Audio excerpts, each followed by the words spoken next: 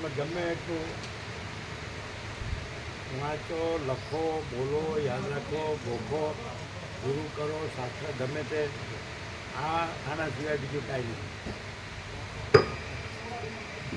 ઓ બરાબર. પરમ ચિદાકાશ,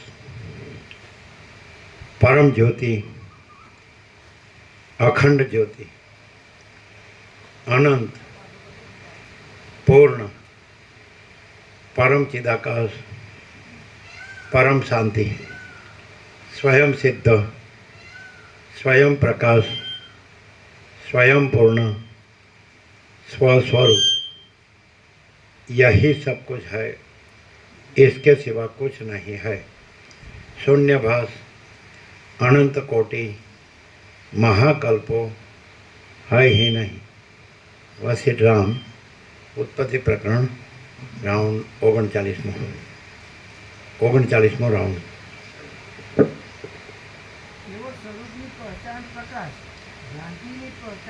ની નો આવે, की આવે, हिंदी હોય ને એટલે केवल स्वरूप की पहचान स्वर प्रकाश, अविद्या भ्रांति की पहचान वासना।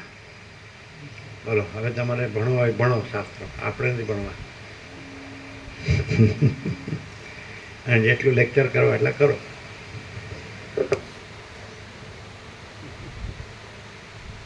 શું લખ્યું બોલો હવે? केवल स्वरूप की पहचान प्रकाश, अविद्या भ्रांति की पहचान वासना।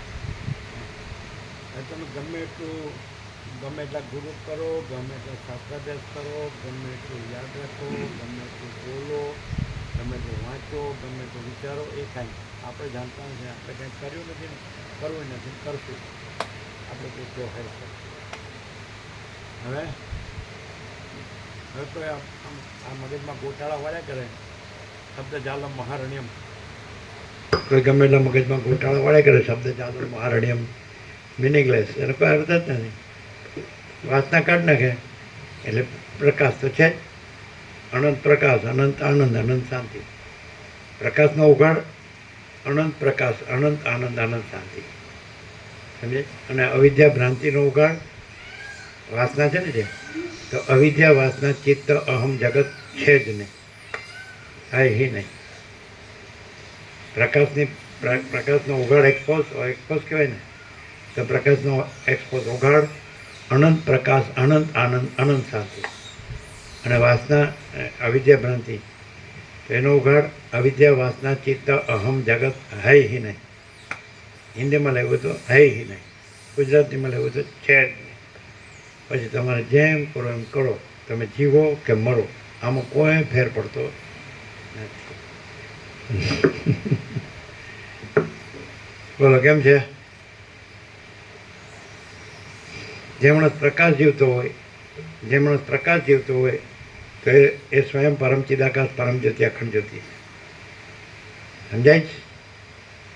અને જે માણસ અવિદ્યા ભ્રાંતિ વાસના જીવતો હોય તો એ સડેલું મળદું જ છે. અમારે સાલું બોલવામાં વિવેક નથી રહેતો. શું હે વિવેક નથી રહેતો નહીં? આનાથી બીજો મહાન વિવેક કયો? શું કીધું? આમ કરે. આ જ્ઞાન મુદ્રા છે. મુદ્રા ખરી પણ જ્ઞાન નહીં.